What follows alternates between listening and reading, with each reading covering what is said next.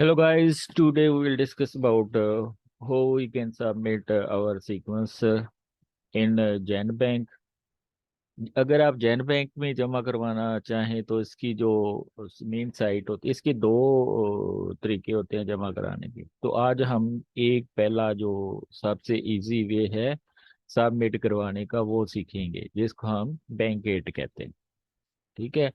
तो अगर आप के पास यूक्रियोटिक जीनोमिक सीक्वेंस है या प्रोक्रियोटिक जीनोमिक सीक्वेंस है, या आपने राइबोसोमल आरएनए का किया है, या सार्स वायरस का किया है, या इन्फ्लुएंजा वायरस का किया है, तो जिस जीन को आपने सीक्वेंस किया है तो इधर से उसको आपने सिलेक्ट करना है। ठीक है। अनअसेंबल्ड सीक्वेंस रीड है, या ट्रांसक्रिप्टोम शॉर्टगम असेंबली सीक्वेंस है, या यूकैरियोटिक सीक्वेंस है, डेंगू वायरस की सीक्वेंस है। तो लेट्स सपोज कि मैंने आपको समझाना ही है, तो लेट्स सपोज कि मेरे पास एक सीक्वेंस है इकोलाई की, जो 16S राइबोसोमल आरएनए की सीक्वेंस है। तो जो 16S राइबोसोमल आरएनए सीक्वेंस है, ये कभी 1600 न्यूक्लियोटाइड से ज्यादा नहीं होती। यानी कि सॉफ्टवेयर इसको लेते ही नहीं है अगर आप 1600 से ज्यादा न्यूक्लियोटाइड उसको दें। तो अगर आपने 16S राइबोसोमल को सेलेक्ट करना है तो उसमें आपके न्यूक्लियोटाइड जो होने चाहिए वो 1600 से कम होने चाहिए। ठीक है। तो वरना अगर आप किसी और जीन का सीक्वेंस किया है, यूक्रियोटिक है, तो उस लिहाज से जो भी आपने किया है उसको सिलेक्ट करना पड़ेगा। जब आप सिलेक्ट कर लेंगे तो फिर आपको लॉगिन होना पड़ेगा। ठीक है। लॉगिन में ऑलरेडी लॉगिन हूँ।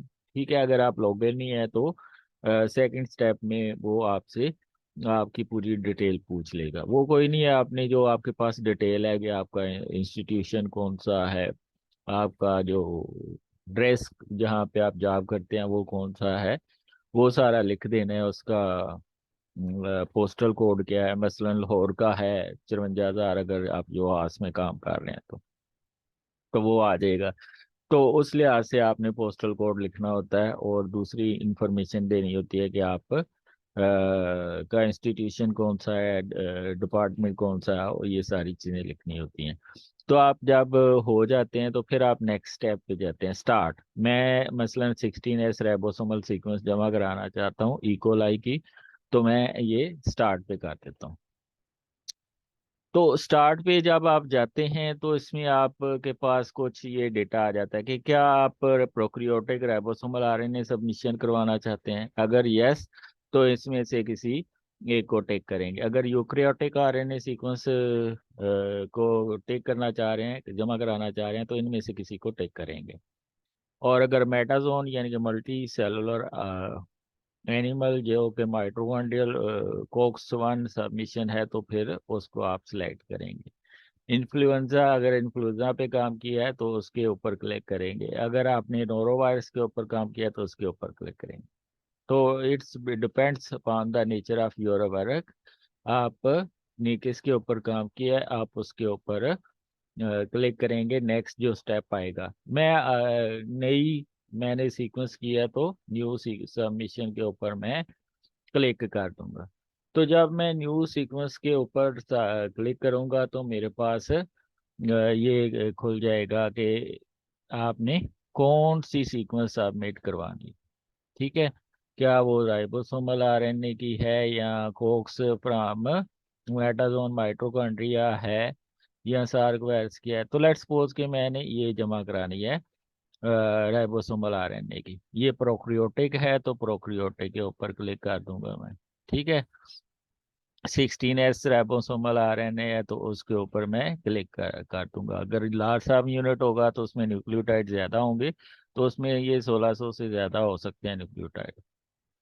सब मिशन टाइटल, ये इकोलाई की सीक्वेंस है, या जिस लैब पे आपने काम किया वो लिख सकते हैं।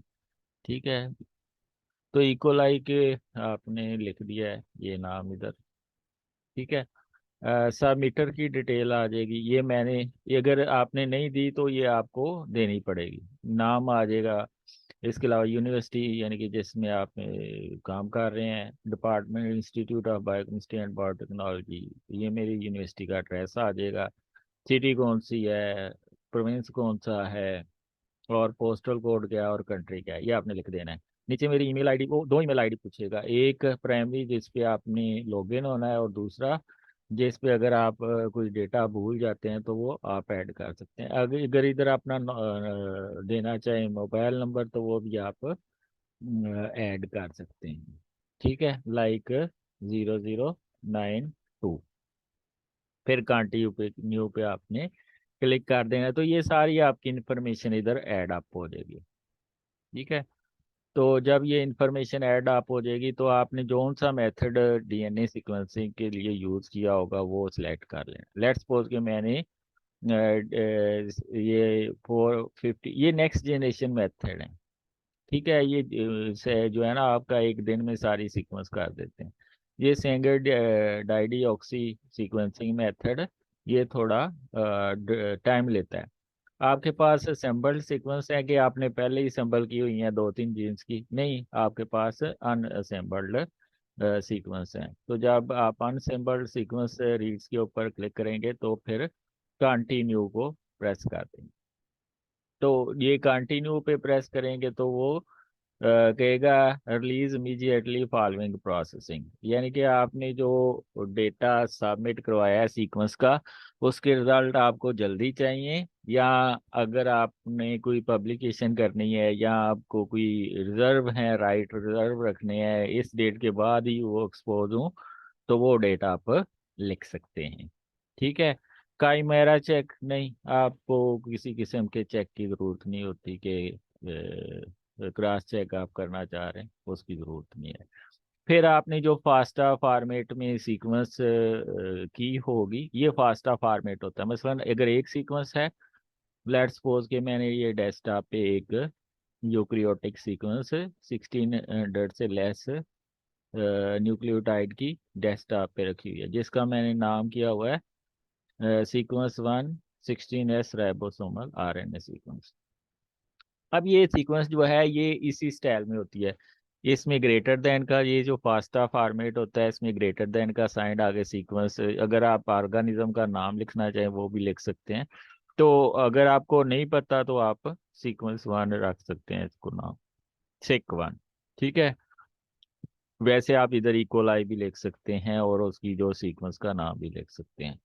ठीक है, तो अगले स्टेप में अगर आप देखें, तो ये रिलीज इमीडिएटली, हाँ पूछ रहे हैं कि क्या प्योर कल्चर था, यारी बात है, आप प्योर कल्चर बनाते हैं तो फिर ही हम उसको और रिलीज करते हैं। तो इसके ऊपर लाजमी क्लिक करना है, प्योर कल्चर के ऊपर, फिर कंटिन्यू को प्रेस करेंगे, तो ये नेक्स्ट स्टेप पे, अगर आपने कोई एरर की होगी तो वो नेक्स्ट स्टेप में नहीं जाएगा। तो इसमें हमने कोई एरर, हाँ अब ये वो जो हमने एरर की थी ना, एक पॉइंट पे क्लिक नहीं किया था, क्या क्या ये प्योर कल्चर है या आपने अनप्योर कल्चर लिया है?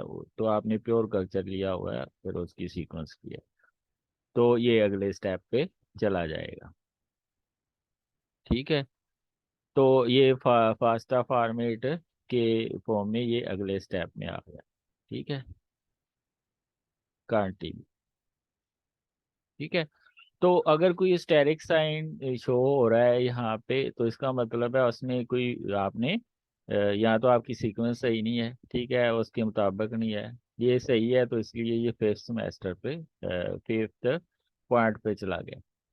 ठीक है, तो नीचे आपका ये डिटेल आ जाएगी कि ऑर्गेनिज्म कौन सा है, रह बात है इकोलाई है। ठीक है, एस्चेरिचिया आप लिखेंगे तो वो पूरा नाम आ जाएगा ऑर्गेनिज्म का। स्टेन कौन सी है, लेट्स सपोज K122 है।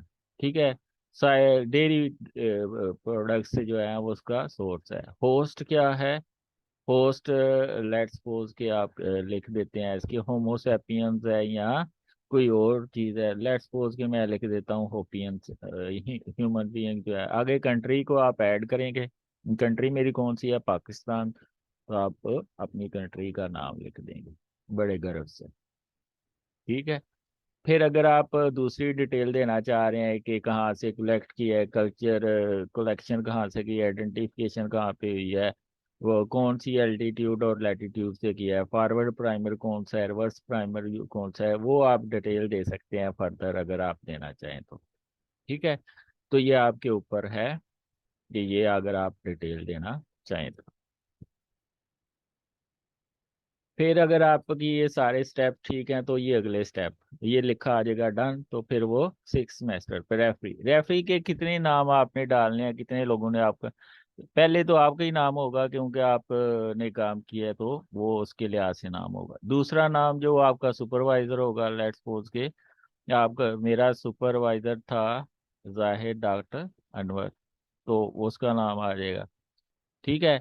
या लेट्स सपोज कि मेरे सुपरवाइजर हैं मोहम्मद तैयब साहब, तो मैं वो लिख दूंगा। ठीक है।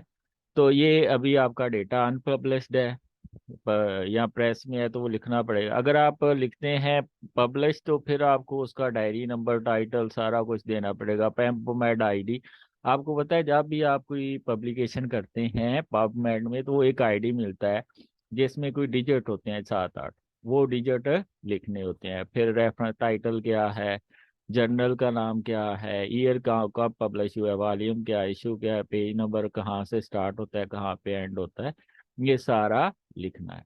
ठीक है। लेट्स सपोज कि आपका ये अनपब्लिश्ड डेटा है। ठीक है। तो अगर आप होती हैं जो सीक्वेंस आप मिट करवा रहे हैं तो आप सेम एज सीक्वेंस आथर। तो ये आपका सबमिट हो गई सीक्वेंस।